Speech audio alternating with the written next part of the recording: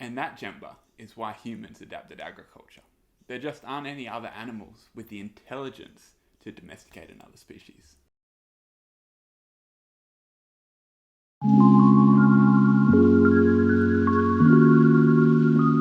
Why did we adopt agriculture? It's a question that has some truly bizarre consequences that I think you might not expect. But to truly understand them, we'll have to dive into the murky depths of archaeology that has attempted to answer the question, why did we adopt agriculture? The first to attempt an answer to this question were the Victorians. And why did the Victorians believe we adopted agriculture? Why? Because we were really smart and we knew it would be a really, really good idea. I know that's a bit facetious, but it's not far from the truth. Victorians believed that hunter-gatherers were just complete savages, and that somehow 10,000 years in the past, their ancestors had foreseen the need for top hats and tea, so adopted agriculture to take humanity on a linear path from backward savage to upright Victorian. And honestly, views like this didn't really change until the early 20th century. One of the key figures who did develop the field of archaeology in the 1900s was a man named Gordon Childe, actually an Australian. Now, during this period, countries were starting to realise the power and influence that archaeology wields. Hence, you have massive archaeological departments from groups like the Nazis. Gordon, although part of this political archaeology club, was about as far as you could get from a Nazi. He was a Marxist, so he tended to look at human history through the lens of revolutions, which is a big part of Marxist theory. This meant that when he theorised about the adoption of agriculture, he looked for big changes, and this led him to the climate changes at the end of the last ice age. If you don't know, the world was in an ice age till about 12,000 years ago. He identified in an extraordinary feat of brainpower the Fertile Crescent as the site of the beginnings of agriculture, and he hypothesised that as the ice age ended, rain would have moved north from this area, creating a much more dry and hostile environment. From here, groups would have been forced to gather around a few select oases or fertile zones in which humans would have adopted horticulture and wandering animals in search of food and water. It's hard to overstate just how influential Gordon Childe was. Not only was he Australian, but he was a complete genius as well. That said, as we're about to discover, his theory had some inherent flaws. As we rushed headlong into the 1960s, for a few years something had been brewing in the background. It's processual archaeology. Processual archaeology was and is a movement that brings scientific techniques into archaeology. Pollen analysis, plant and animal analysis, systems theories, carbon dating. Processual archaeology hit the buffet and it wasn't going to leave till they ran out of jelly. One of the first major discoveries it brought to the table was concerned with the climate. Whereas Gordon Childe had first hypothesized that the end of the ice age made the climate drier, pollen analysis revealed it was actually much wetter, rendering Gordon's theory of small oases of life pretty much donezo. As well as this, carbon dating proved that agriculture had been developed independently across the planet, meaning it was not just diffused out of Mesopotamia as had been thought. The carbon dates themselves suggested that foraging communities had actually settled the sites before adopting agriculture. And if that doesn't seem weird to you, up to this point archaeologists had assumed that foraging groups were inherently nomadic and could not have settled down in one place prior to agriculture. So information like this was baffling. Archaeologists were, to be honest, a little overwhelmed by all of this. For a period, the theory was that the climate change at the end of the Ice Age had somehow caused this transition. But then the carbon dates dropped another bombshell. The carbon dates suggested that agriculture had happened a couple of thousand years after the Ice Age, meaning that the agricultural revolution was pretty much detached from the climate shift. So understandably, for a while after this, the theories were a bit wishy-washy. This carried on for a few years until, down from the heavens, two huge nerds entered the field of archaeology, Lewis Binford and Kent Flannery. These guys really championed the idea that processual archaeology should incorporate not only scientific technologies, but the scientific mindset. The theory was that if we could understand societies as systems, then we could extrapolate information about cultures in which we only had a small part of the whole. For instance, if you find a grave with a stack of gold, and you have existing theories about the systems that got that gold there, you can then extrapolate the information about mines, metalworkers, political systems, and attribute it to that society. When Binford applied this theoretical way of thinking to the question of agricultural transition, his general hypothesis was that if society was a closed, unchanging system, a transition to agriculture must have been forced by outside influence, or surely it would have happened earlier. Like Gordon Child before him, Binford hypothesized these influences to have been climate change and population growth.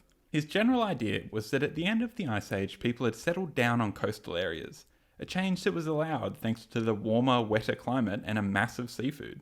This sedentary lifestyle then led to population growth, which eventually meant those sedentary communities could not sustain themselves, resulting in some of those people having to migrate to less food-rich areas. These groups, ejected and hungry, in much more barren environments, would inevitably have to increase their food supply somehow, and eventually developed agriculture.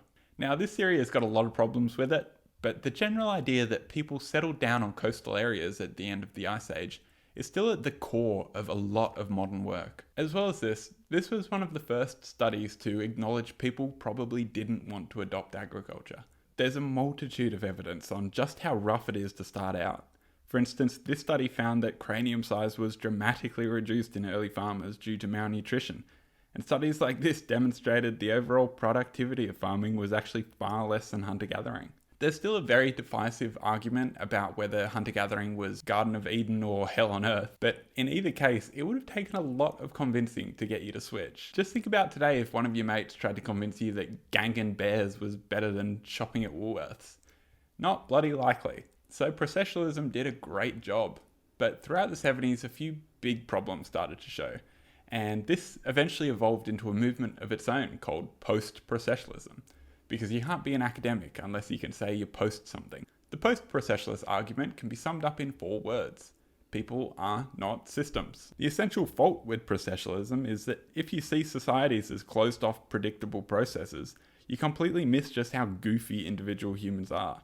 For instance, Ian Hodder points out that humans do not base their food processes off Excel spreadsheets, and are not always going to choose the most economical choice. Buying your friend lunch is an objectively bad economical choice, and not accounted for in the systems put forward by processionalist theory, but it's something that happens all the time. That's not to say all processionalist frameworks are inherently flawed, but processionalism does have major problems in allowing space for individuals to operate in a system. Post-processionalism allowed archaeologists to re-examine the adaptation of agriculture as a process that was defined by individuals, not just a faceless system. One of the major ideas created by this philosophy was social adaptations. This theory proposed, in a variety of ways, that agriculture was adopted as a way for individuals within a group to progress socially. For instance, if you start growing a patch of barley behind the cave, and for a couple of months a year you can harvest that grain and throw a mad party for the team, you're eventually going to become a much more valued member of that society,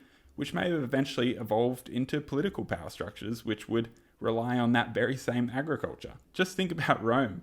Such a big part of the power struggles towards the collapse of the Republic was just who could give poor people the most wheat. Of course, it's not just political power that could be the reason for changes like this. Religious rituals often need lots of food at one time, and even stuff like beer production can be a big driver on human behaviour. So with post-processionalism, things exploded very quickly. And that pretty much brings us up to today, where every archaeologist and their dog has a theory on why we adapted agriculture. In 1986, Barbara Stark categorized most of the theories under 3 titles: push, pull, and social. Social, what we just talked about. Individuals looking to gain purchase in their society through agriculture. Push are those theories based around the work of Binford's processionalism that suggests people adapted to agriculture because they were forced to, out of circumstance. Pull theories propose that as humans gradually became more and more reliant on a specific species of food, this eventually meant that we were forced to increase their production through agriculture. While those are the big 3 categories, don't think for a second that narrows it down in any fashion. Here's all the reasons that Graham Barker found while they were researching this topic. What the fuck? On top of this, the ways in which we adopt agriculture vary so massively that some theories that may be applicable in some areas become completely redundant in others. For instance, here in Australia, the whole country was originally stolen from Aboriginals under the pretext it wasn't being used. In fact, Aboriginal land management and agriculture is just advanced and practiced in such a way Europeans literally could not recognize it for what it is. Let's be real, they were going to invade anyway. Another example could be in my last video, in which it appears Native Americans manipulated the Amazon rainforest, an environment often seen today as untouched wilderness, into what has been described as their own literal garden. So maybe check that out. Why we adopted agriculture is one of the most important conversations we can have. And why that is, I think, is summed up nicely in this archaeological example. These are two burials, a couple hundred years apart in Dragsholm, Denmark. On the left are two women surrounded by bone jewelry and tools, and red ochre, which is commonly interpreted as a way that loved ones had to return their dead to the earth.